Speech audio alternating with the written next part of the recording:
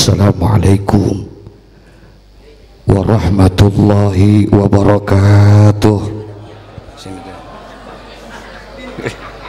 Udah terusin aja, udah jangan. Bismillahirrahmanirrahim.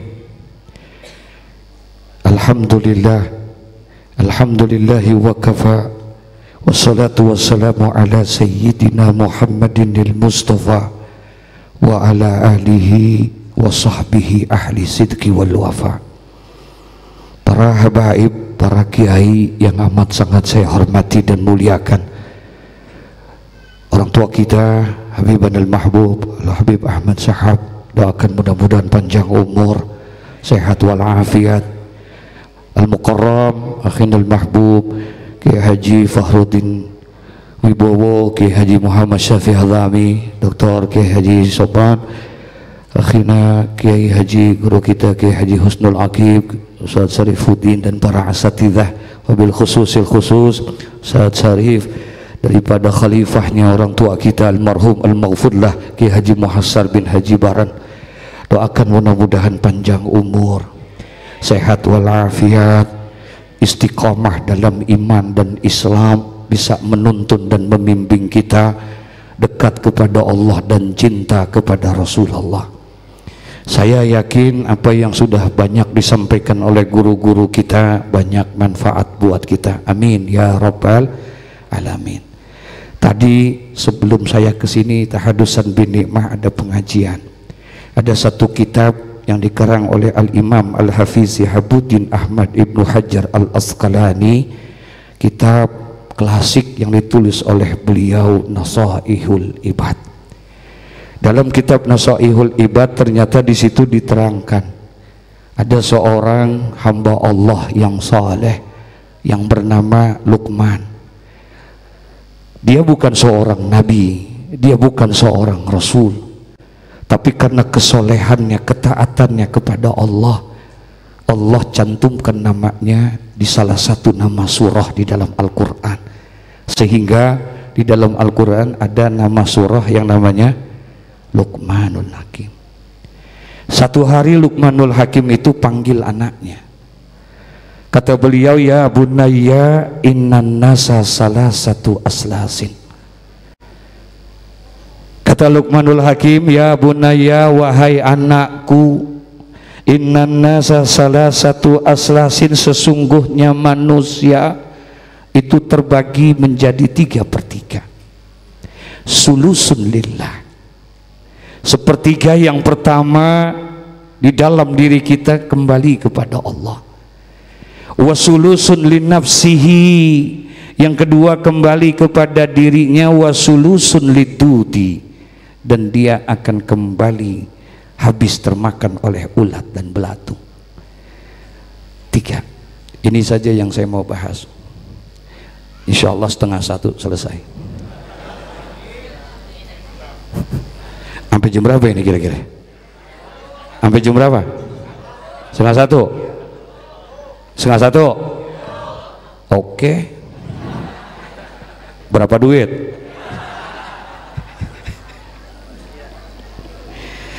Ini jalan-jalan boleh ini.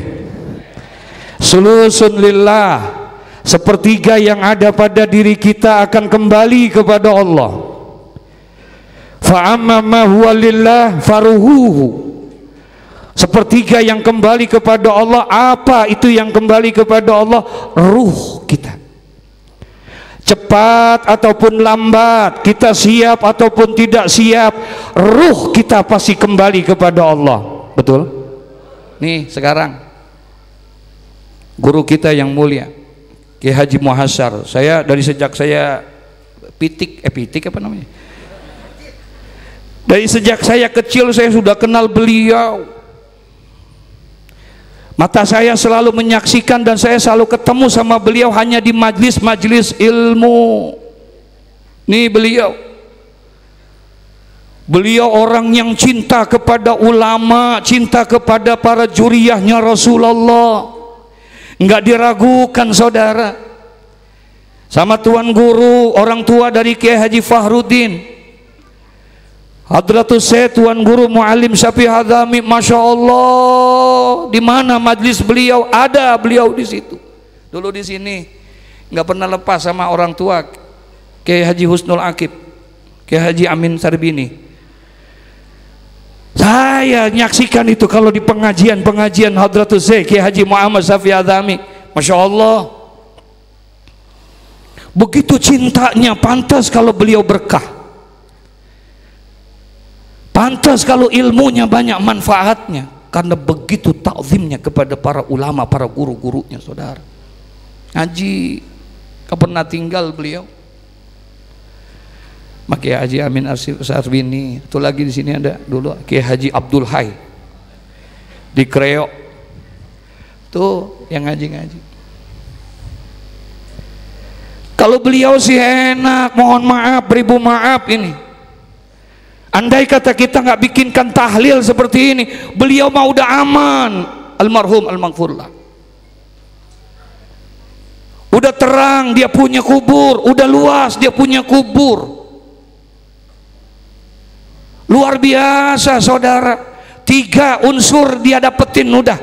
Sebagaimana kata Nabi Muhammad sallallahu alaihi wasallam, "Idza mata ibnu Adam inqata'a amaluhu illa min salasin." Terkubur memang jasadnya Tuan Guru kita Kiai Haji Muhassar, terkubur jasadnya di dalam tanah, tapi ternyata saudara sampai detik ini beliau akan mendapatkan kiriman pahala tidak henti-hentinya saudara. Insya ada 3-tiganya. Sedekatin jariyah ada sama beliau. Nih buktinya nih yang kita dudukin sekarang. Selama ini tempat dipakai buat ibadah, pendidikan dan lain sebagainya, santri, insya Allah pahala sampai kepada beliau semua. Amin ya Rabbal. Yang kedua, ilmu yang bermanfaat, kita nggak raguin lagi, muridnya di mana-mana ada sama beliau. Yang ketiga, anak-anaknya yang saleh. Amin ya Rabbal alamin. Ini buat kita pelajaran, satu nasihat buat kita nih. Dibikinin tahlil sampai hari yang ke-40 kita, Masya Allah. Besok kira-kira kita begini apa kagak? Dulu ini boleh cerita nih. Halo, Assalamualaikum. Ada ibu-ibu. Dulu saya ngaji sama beliau juga, pakai muasa, sama orang tua Kiai Fahruddin Muallim Syafi'i Hadzami, baca kitab I'anatul Talibin. Ternyata di dalam kitab I'anatul Talibin ada satu hadis yang cukup panjang. Di dalam kitab itu diterangkan oleh Nabi SAW, orang tua kita yang sudah meninggal dunia, ayah kita yang sudah meninggal dunia, ibu kita yang sudah meninggal dunia, fi kulli lailah, tiap malam dia datang ke rumah. Tiap malam datangnya ba'dal maghrib, fi fawqil bab, di atas pintu. Ngapain? Dia pengen ngelihat keluarganya, dia pengen ngelihat anak-anaknya. Seraya dia berteriak dengan teriakan yang mengharukan, dia panggil-panggil anaknya, ya ahli, keluargaku, anakku, ingatkah kalian dengan aku? Aku saat ini sedang berada di dalam satu tempat yang gelap, menantikan satu perjalanan yang panjang. Nanti kalian akan merasakan sebagaimana yang aku rasakan. Tiap malam datang, kata Nabi, ba'dal maghrib. Ini beliau ada nih, insya. Waktu emak kita datang, bapak kita datang, dia lihat anak-anaknya lagi baca Quran. Girang apa enggak kira? Girang atau tidak? Girang. Waktu dia datang, dia lihat anaknya lagi baca Quran, dia lihat anaknya lagi sholat, dia lihat anaknya lagi manggil-manggil saudara, kawan, kerabatnya, duduk mendoakan dia. Girang hatinya, nanti pulang qoblal fajar, sebelum fajar pulang. Fajar 2, ada fajar kazib, ada fajar shadiq. Sebelum fajar kazib pulang dia. dengan wajah yang gembira, dengan wajah yang senang, dengan wajah yang ceria. Pulang dia. Ketika pulang di tengah jalan, malaikat tanya, wajahmu begitu gembira, wajahmu begitu ceria, apa yang menyebabkan engkau gembira seperti ini? Emaknya ngomong, bapaknya ngomong, wahai malaikat, bagaimana saya nggak seneng, bagaimana saya nggak gembira, udah 5 tahun saya meninggal, tiap malam anak saya masih ingat sama saya. Alhamdulillah. Bagaimana saya nggak girang, wahai malaikat, 10 tahun saya sudah ada di dalam tanah, terkubur jasad saya di dalam tanah, tapi tiap malam anak-anak saya masih mendoakan saya, masih membacakan Quran buat saya, masih membacakan Fatihah buat saya. Girang. Ditanya sama malaikat, ibu, bapak, maukah aku tukar doa dari anak-anakmu dengan dunia beserta isinya? Maukah aku tukar surah Yasin yang dibaca oleh anakmu dengan dunia beserta isinya? Maukah aku tukar Fatihah anakmu itu dengan dunia beserta isinya? Apa katanya? Aku sudah tidak butuh lagi dengan dunia. Yang aku butuhkan adalah doa dan istighfar anak-anakku. Insya Allah. Tinggal kita nih. Kematian cuma 2 bang. Ada husnul khotimah, ada husnul khotimah, ada husnul khotimah. Tinggal 2. Kita bisa jadi husnul khotimah, bisa jadi su'ul khotimah. Ini Kiai Fahru. Kalau saya boleh cerita, ketika ayah beliau sakit, saya datang ke rumahnya ba'dal asyar. Habis sembahyang asar saya datang ke rumah Tuan Guru Mu'alim Syafi'i Adhami. Masuk ke dalam kamar beliau sambil mijit-mijitin kaki beliau. Ketika saya pijit-pijitin, ada dari sekian pembicaraan, ada satu pertanyaan yang saya tanya sama Mu'alim Syafi'i Adhami. Saya bilang, Mu'alim mohon izin, minta redoknya Mu'alim. Kalau saya boleh bertanya Mu'alim, kira-kira dalam menjalani hidup ini, apa yang Mu'alim takutin? Kira-kira di dalam menjalani kehidupan ini, apa yang Mu'alim khawatirin, yang Mu'alim takutin? Kata beliau, kenapa ente nanya gitu Lutfi? Enggak, Mu'alim mohon izin, minta redoknya aja. Apa yang Mu'alim takutin dalam menjalani hidup di alam dunia? Apa jawaban beliau? Enggak ada. Enggak ada yang aneh takutin. Cuma satu yang aneh takut. Aneh takut meninggal dunia dalam keadaan su'ul khotimah. Itu doang yang diminta.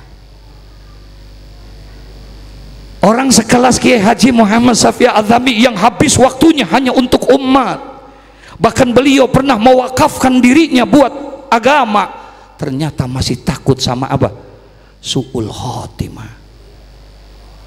Oleh karena itu kata beliau, banyakin minta sama Allah, ya Allah biha,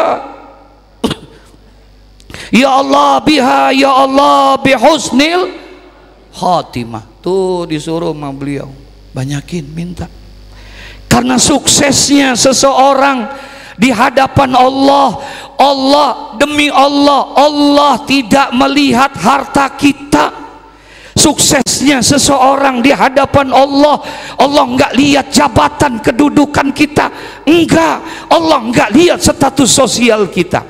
Suksesnya seseorang di hadapan Allah dilihat di akhir hayatnya, apakah dia husnul khotimah atau su'ul khotimah. Tuh dilihatnya di situ. Minta supaya husnul khotimah.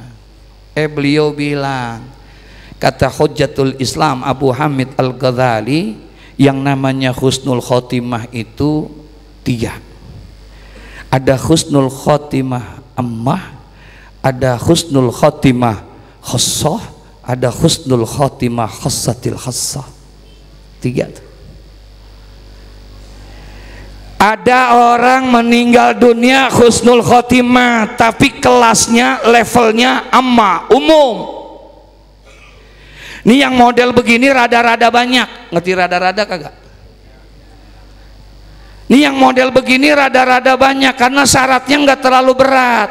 Orang itu dikategorikan sebagai husnul khotimah kalau seandainya dia meninggal dunia, pada saat dia meninggal dunia kemudian dia masih muslim, masih mukmin, tidak pernah berbuat maksiat dan dalam keadaan tidak musyrik kepada Allah, jadilah dia meninggal dunianya dalam keadaan husnul khotimah, tapi kelasnya ammah, umum. Matinya muslim, mukmin, kagak musyrik, selesai husnul khotimah. Tapi ada yang kedua, yang levelnya rada tinggian dikit, husnul khotimah khosoh. Siapa nih yang meninggal begini? Orang yang meninggal dunianya bukan hanya muslim, mukmin, bukan hanya tidak musyrik, tapi dia meninggal dunianya dalam keadaan beribadah kepada Allah. Pernah dengar ada orang meninggal dunia dalam keadaan sujud? Pernah dengar? Khosoh. Ada orang selesai sholat jatuh meninggal. Ada orang habis baca Quran, Masya Allah. Saya punya guru di Sukabumi, waktu mau meninggal dunia lagi tidur, dia dalam keadaan sakit, minta tolong ambilin Quran. Habis baca Quran, kemudian diambilin sama anaknya, dia baca Quran, ditutup Quran, dia peluk, waktu meluk Quran meninggal dunia. Husnul khotimah khosoh. Bahkan kata beliau, orang-orang yang mengakhiri hidupnya dengan kalimat tauhid la ilaha, itu pun husnul khotimah khosoh. Lagi ibadah meninggal. Satu hari saya umroh, jam 2 malam saya tawaf umroh. Ada yang belum umroh di sini? Ada? Saya doain biar bisa umroh semua. Coba yang belum tunjuk tangan. Enggak, bener, saya doain. Yang belum, yang tinggi biar kelihatan. Yang belum, ibu, yang belum, ya udah tunjuk tangan doang.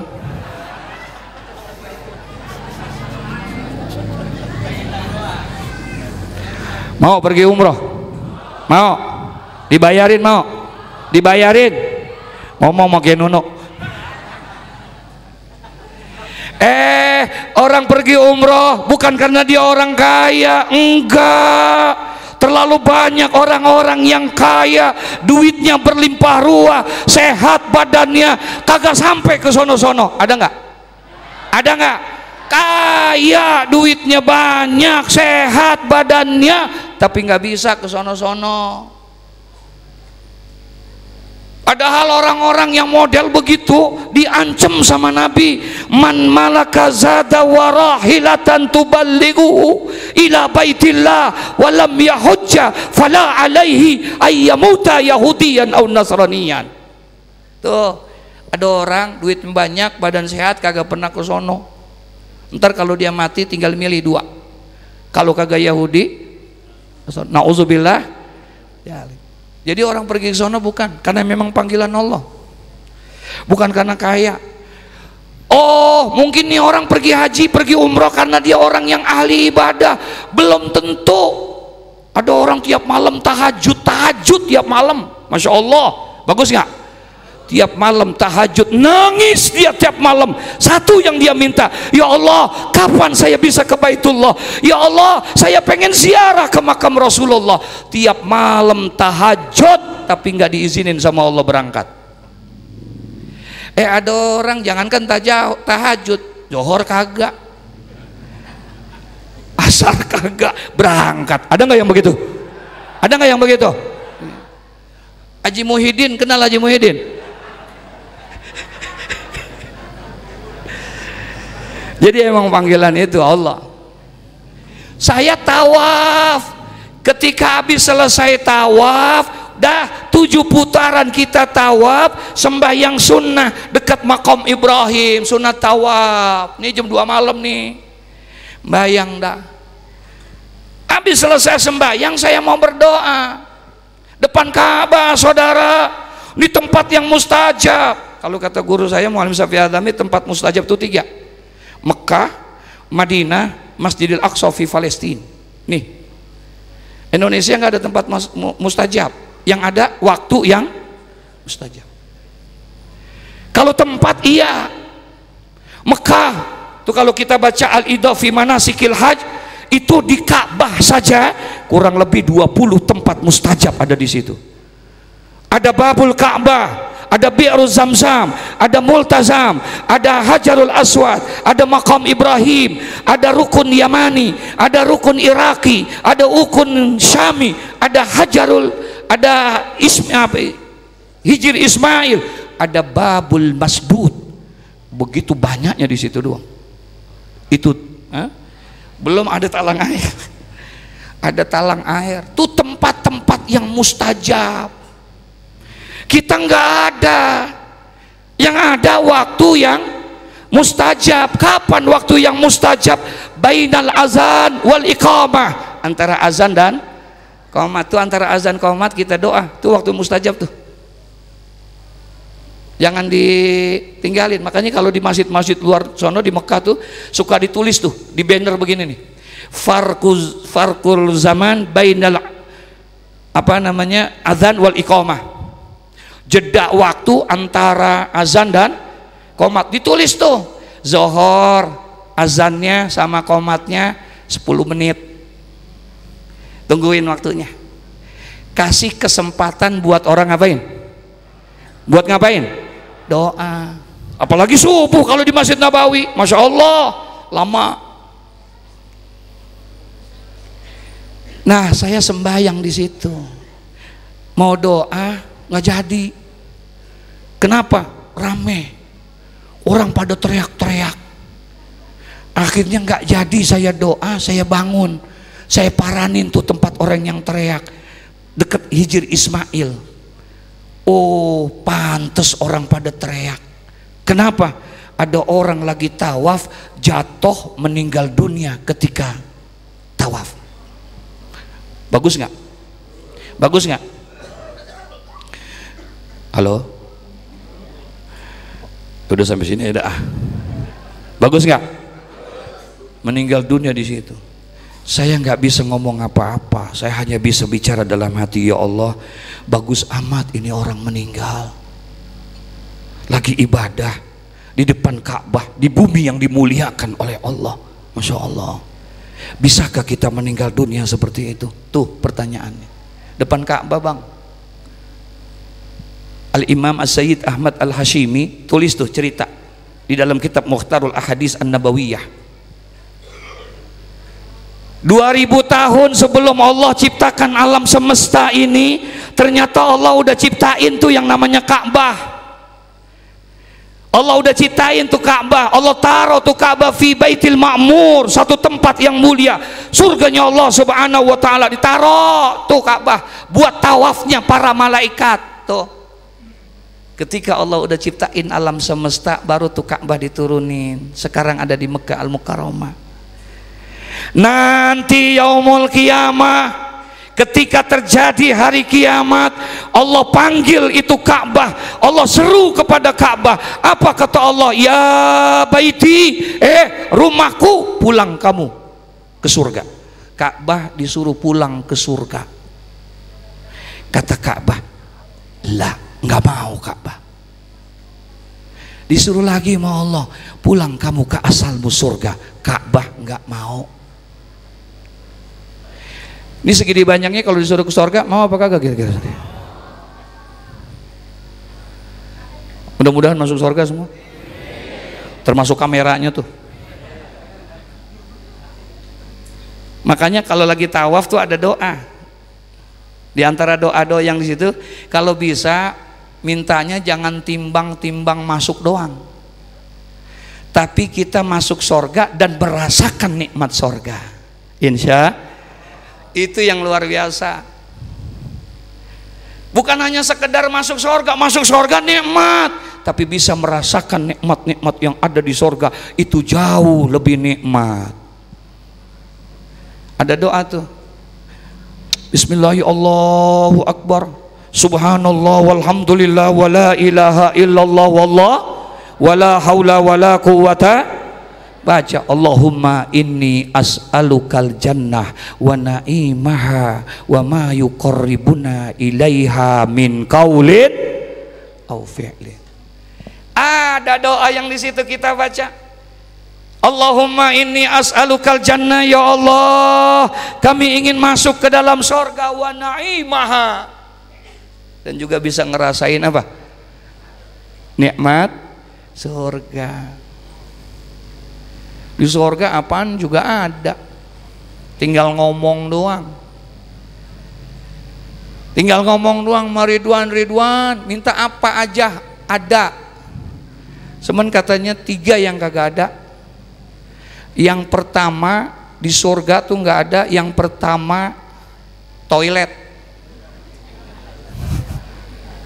Toilet nggak ada. Kenapa nggak ada toilet? Karena Allah haramkan najis ada di dalam surga. Allah haramkan najis di dalam, nggak ada. Jadi kalau kita masuk sana besok jangan nyari. Ntar kalau makan bagaimana? Ntar kalau minum bagaimana? Biasanya kita kalau kekenyangan yang pertama kita cari apaan? Oh ya loh. Di sono mah di surga kagak ada istilah kenyang. Nggak ada, kenyang tuh di dunia bang. Di surga yang ada hanya nikmat. Semakin kita makan, semakin banyak kita makan, semakin apa? Nikmat. Nggak ada kenyang, nggak ada kenyang di dunia. Makanya orang kalau udah habis kenyang selesai, nggak bisa makan lagi. Betul. Apalagi kalau udah kekenyangan, muntah bisa kita. Nggak ada kenyang, kenyangannya ada di dunia. Di surga yang ada nikmat, semakin banyak kita makan, semakin apa?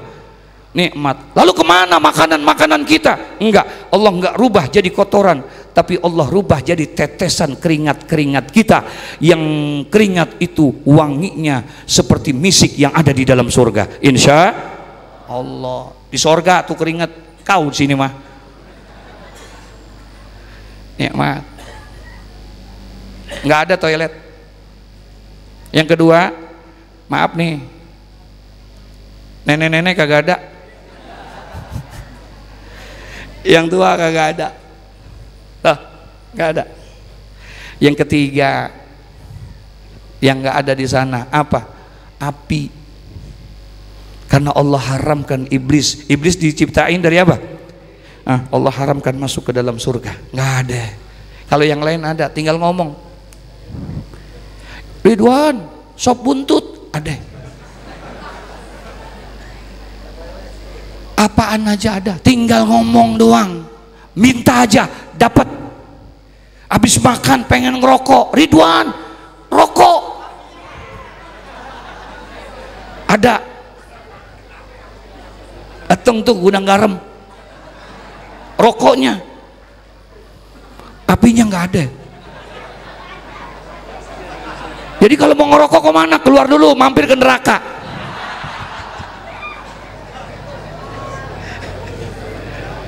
Hampir ke neraka. Ya Allah, tuh Ka'bah kagak mau disuruh. Kata Allah, ya baiti, rumahku, pulang kamu ke asalmu, surga. Nggak mau tuh Ka'bah. 3 kali Allah tanya, sampai Allah bilang, kenapa engkau tidak mau kembali ke asalmu surga, sementara seluruh makhluk-makhlukku ingin masuk ke dalam surga, kenapa engkau tidak mau? Apa jawaban Ka'bah? Ya Rabbi, bi'izzati wa jalali, bi'izzatika wa jalalika. Ya Allah, demi kemuliaanmu, demi keagunganmu, bukan aku tidak mau kembali ke surga, aku ingin kembali ke surga bersama dengan orang-orang yang pernah datang kepadaku, kata Ka'bah. Insya aku ingin kembali ke surga bersama orang-orang yang pernah tawaf mengelilingi aku, yang pernah memandang dan menyentuhku, yang pernah menciumku. Itu yang aku ajak. Masya Allah, ini orang meninggalnya di Ka'bah.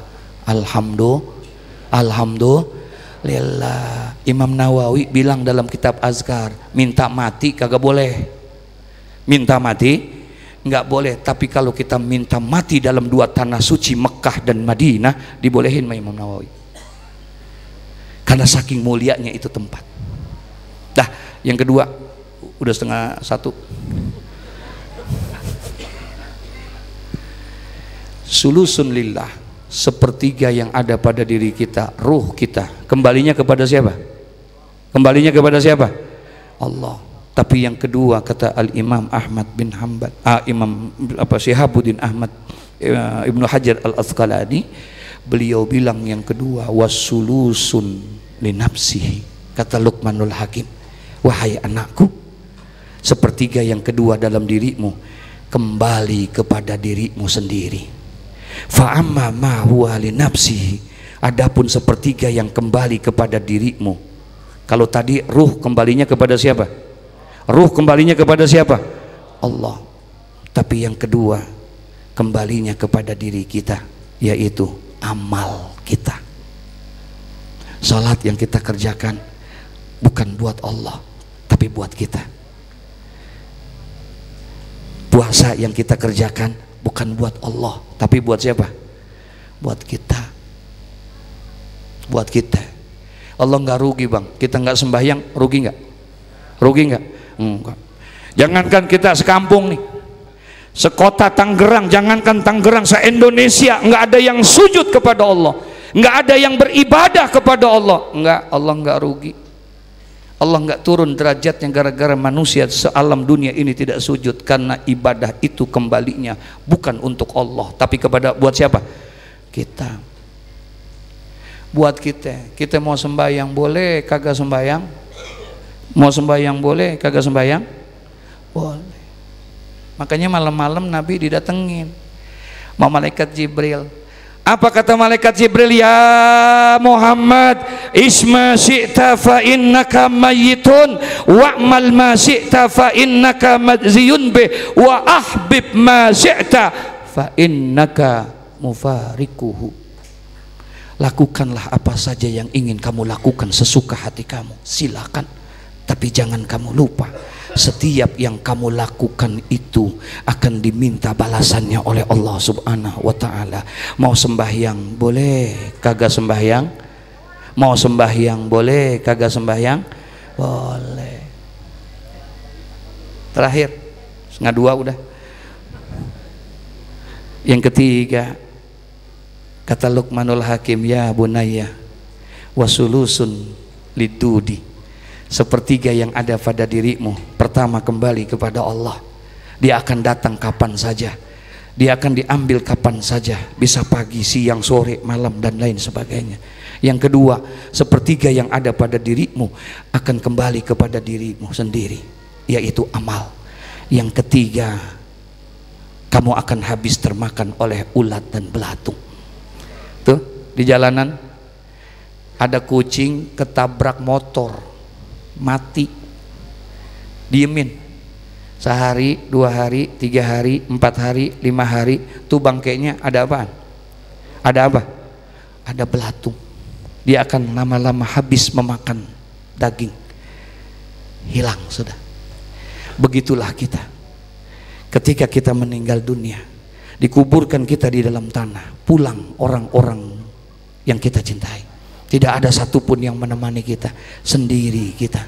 Sehari, 2 hari, belatung akan datang, habis. Tapi ternyata ada orang-orang tertentu yang dijaga oleh Allah, yang dipelihara oleh Allah. Jangankan daging dan tulangnya, kain kafannya tidak tersentuh oleh ulat dan belatung. Kalau bapak, ibu pergi ziarah ke Madinah, di Madinah itu ada satu jabal besar, satu gunung besar, satu-satunya gunung terbesar di Madinah, namanya Jabal Uhud. Dalam Jabal Uhud itu, di sebelahnya itu, di situ dulu ada bekas pemakaman para syuhada, para sahabat-sahabat Nabi ketika perang Uhud. Namun konon katanya tahun 90 tahun setelah penguburan perang Uhud itu, 90 tahun kemudian dibongkar karena terjadi banjir yang luar biasa, rusak ini kubur, dibongkar. Ketika dibongkar 90 tahun para sahabat meninggal, ternyata masih utuh semuanya. Tuh dijaga. Uhud kejauhan. Kalau ngambil contoh ke sono, belum lama, kira-kira 2-3 tahun yang lalu, saya nggak tahu wilayahnya, tapi daerah Tangerang. Saya nonton di TV One. Di TV One itu ada pembongkaran kuburan karena pengen dibikin jalan. Ternyata dari sekian banyak yang di kuburan, ada salah satu kuburan kain kafannya masih apa? Masih utuh. Masih di mana? Karawaci. Nah, tuh. Masih utuh. Ditanya, ini wartawan, ini baru kemarin kuburnya? Bukan, 30 tahun yang lalu. Masih utuh. Datengin keluarganya, nanya, nih wartawan, apakah dia seorang ulama besar? Bukan. Dia bukan seorang ulama besar, dia bukan kiai besar. Dia hanya sekedar mengajar dari satu musola ke musola. Semenada kebiasaan yang beliau nggak pernah tinggal. Pertama, dia nggak pernah lepas baca Al-Quranul Karim. Yang kedua, dia nggak pernah tinggal yang namanya sholat malam, qiyamul lail. Yang ketiga, bersolawat kepada Nabi Muhammad. Ini ketika beliau meninggal, ternyata 30 tahun terkubur jasadnya di dalam tanah. Jangankan daging dan tulangnya, kain kafannya tidak tersentuh daripada ulat dan belatung. Insya Allah kita tidak akan tersentuh dengan ulat dan belatung. Jangan amin doang. Tiap malam harus baca Quran, jangan tinggal, dan salawat kepada Nabi Muhammad. Apalagi sekarang kita sudah masuk kepada bulan Sa'ban, bulannya Rasulullah.